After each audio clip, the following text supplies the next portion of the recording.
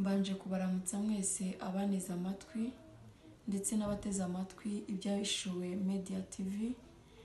Imana yo mu ijuru nishimwe kandi ihabwa icyubahiro, inyemereye kugira icyo mvuga muri uyu mwanya.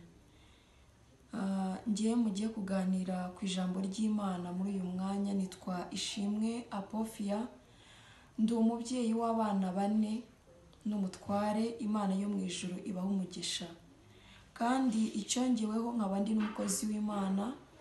Imana yahamagariye kuyikorera imirimo itandukanye. Imana inshoboje ndayikora. Imana nishimwe cyane. Mbere yuko tuganira ijambo ry'Imana, reka tubanze twubahe Imana dusenge. Mana Data Nyiringabo, ndagushimye cyane kandi ndaguhimbaje. Ngushimiye uyu mwanya mwiza uduhaye wo kuvuga ibyawe. Unyemerere cyane uyu mwanya uyoborwe n'Umwuka Wera, ntabe ari nge ahubwe Umwuka Wera abe ari kuyobora, mu izina rya Yesu Kristo, amen.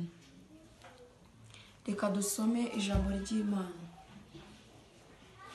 Turasoma muri Luka ibice 7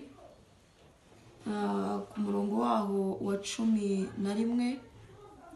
Iri jambo ry'Imana narihaye intego ivuga ngo umutima uremerewe uruhurwa na Yesu.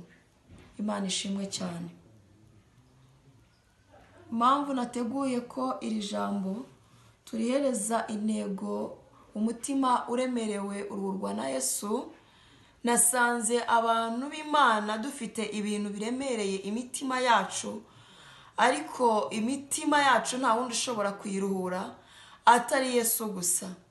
Yesu ataruhuye umutima wawe nta wundi ushobora kuwuruhura. Yesu ataruhuye umutima wanjye nta wundi ushobora kuwuruhura. Niyo mpamvu inshuti zineze amatwi, uyu mwanya tujye kuganira kuri iri jambo rivuga umutima uremerewe uruhurwa na Yesu.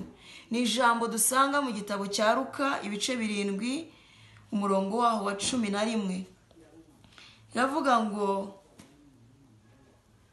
bukeye ajya mu mudugudu witwa Nayini. Abigishwa be n'abantu benshi bajyana na